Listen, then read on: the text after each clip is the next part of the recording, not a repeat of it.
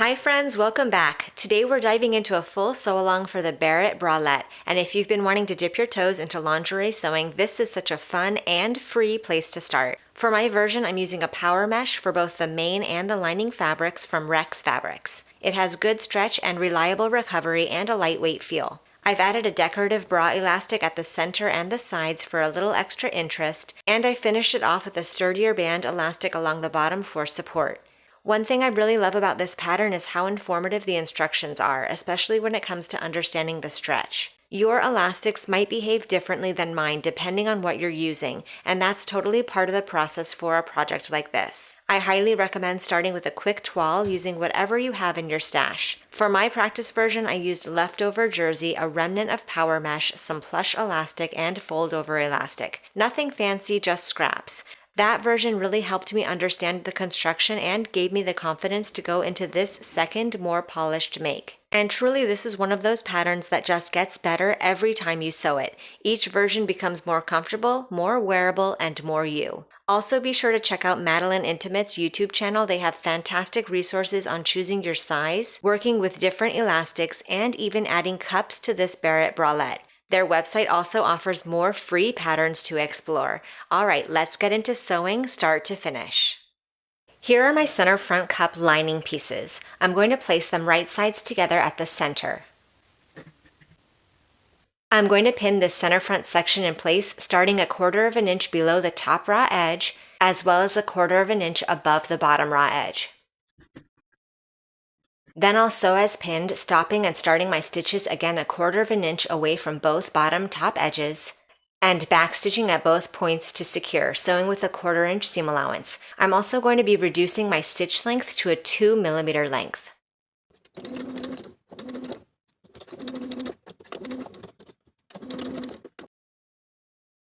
Repeat for your main center pieces. Now we'll place these main and lining pieces wrong sides together. Here is my side cup lining piece. I'll place both my main and lining center front pieces right sides together with the corresponding side cup piece.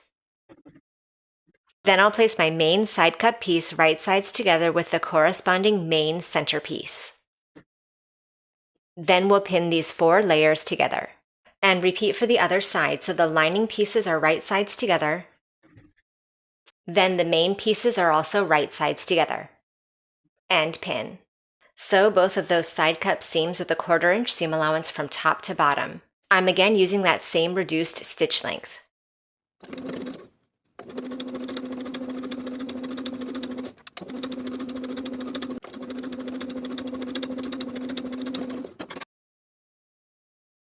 Open out your main and lining fabrics away from each other and over the seam allowances. So now the center seams and the side center seams are both fully enclosed on the outside and on the inside. We're going to connect the back bands using the same method. Place the lining back band piece right sides together with the cup lining pieces. And place the back band main piece right sides together with the main cup pieces. Pin through all layers at the side seams. Sew both side seams in the same way as we've done previously with your 1/4 inch seam allowance from top to bottom. Then we'll turn this bralette right side out so the back band pieces are wrong sides together. Now we can start applying our elastic. I'm going to start applying the elastic at the center front, from the top to the center. We're going to place the elastic onto the right side of the fabric, with the outer bottom edge of the elastic along the raw edges. The main portion of the elastic that I'm using is 1/4 of an inch, but if you're using a 3/8 inch wide elastic, you're going to want the elastic to peek over that raw edge by 1/8 of an inch, so that you still maintain that 1/4 inch seam allowance when you sew. I'm going to pin my elastic in place through both the main and lining fabrics, leaving some elastic extending beyond the start and end points of your stitches.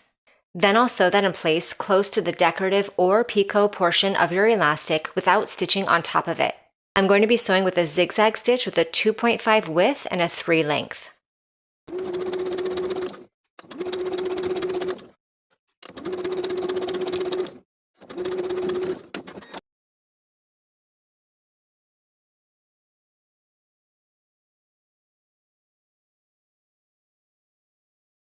Notice that we're not applying any stretch as we apply the elastic. I'm going to repeat to apply my elastic to the opposite center section.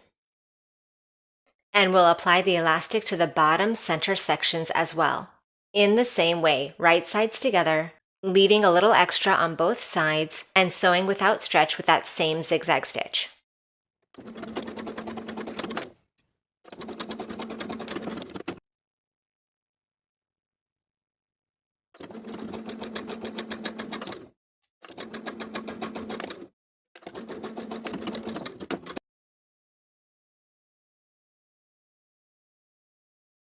Now we can flip those seam allowances to the inside, just turning that elastic along your stitches, and pin in place. So here's what that looks like pinned from the outside and from the inside. I'm going to be top stitching the elastic in place again with a zigzag stitch, this time with a 3mm width and 3mm length. You'll see that those elastics overlap at the center front points. I'm going to be stitching from the outer edges of my elastic to the center, then pivoting at my center seam to stitch my way back up. Repeating for the bottom center points as well, from the outside to the center and again to the opposite outside edge. And I'll be top stitching from the right side of the fabric, sewing on top of the main fabric right along the main seam, catching that elastic as I go.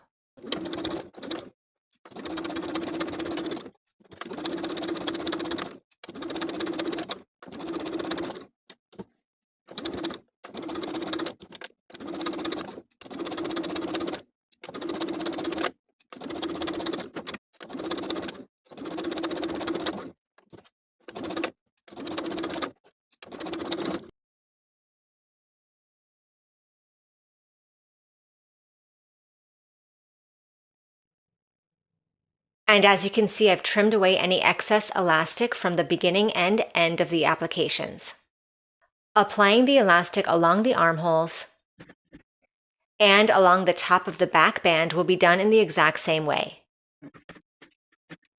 Placing the elastic in place along the edge and pinning all the way around.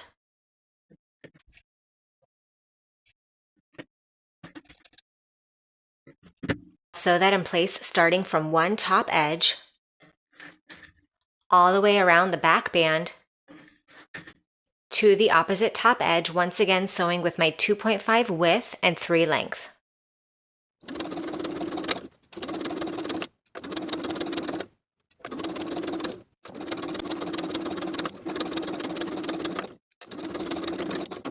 Then again, just as we did before, we'll flip that elastic over its seam and top stitch all the way around, this time increasing the width to 3 and leaving the length at 3.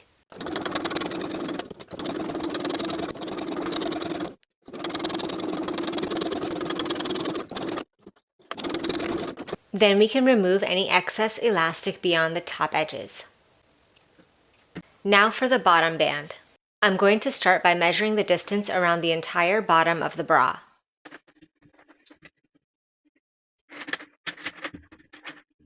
For me, this is 26.5 inches. I want my elastic to be about 10% less than that measurement. And I'll add back seam allowance of 1/2 inch, so I'll cut my elastic to 24 inches. I'll place the short ends of the elastic right sides together and sew with a 1/4 inch seam allowance. Mark the quarter points of the elastic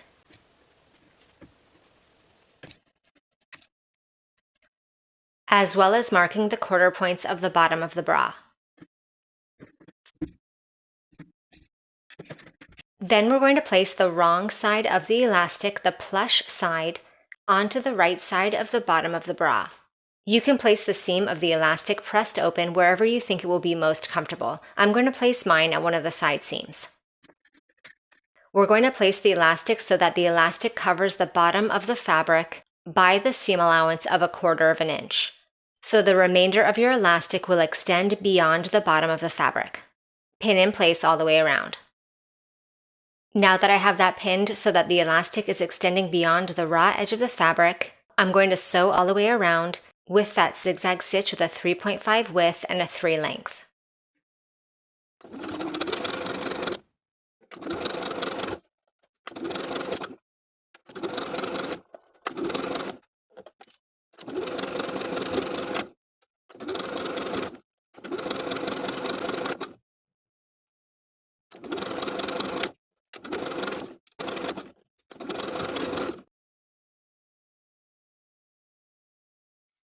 Now we can start attaching the straps, the rings, and the sliders. We'll start with the rings. Place a ring at the top edge of the bralette, threading that top edge through the ring, then folding the top edge back by about 1/2 inch. Pin in place. Repeat for both sides. I'm going to sew for this step with a very concentrated zigzag stitch. I'm going to use a zigzag stitch with a 2.5 width and a 1 length.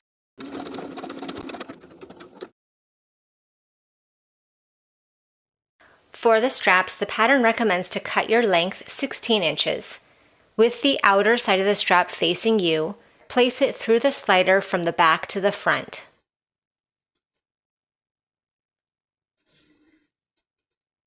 Then with the outer side of the strap still facing you, place it through the top loop from the front to the back.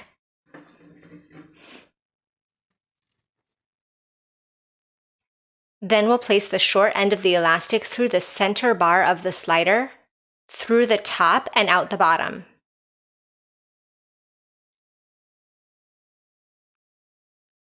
With that short end of the elastic folded back on top of itself, zigzag it in place along its raw edge with the same zigzag as we did earlier. Now that strap is adjustable. Repeat that process to attach the strap to the other side. In the pattern instructions, it tells you how far apart to place the straps on the back band for your size. For me, that's 5.5 inches. You can pin or safety pin the opposite short end of your elastic in place at the marking. Try on the bra to see if you like the length of the straps and make any adjustments if you like. Once you've made any adjustments, we'll place the outer side of the band onto the wrong side of the bra, behind the band elastic.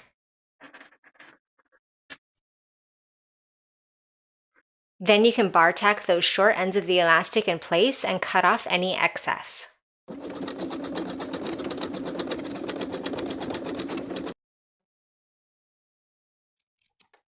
And now the bra is complete. Thank you for watching this sew along. Make sure you subscribe to the channel so you don't miss any future sewing tutorials, and I'll see you in the next video.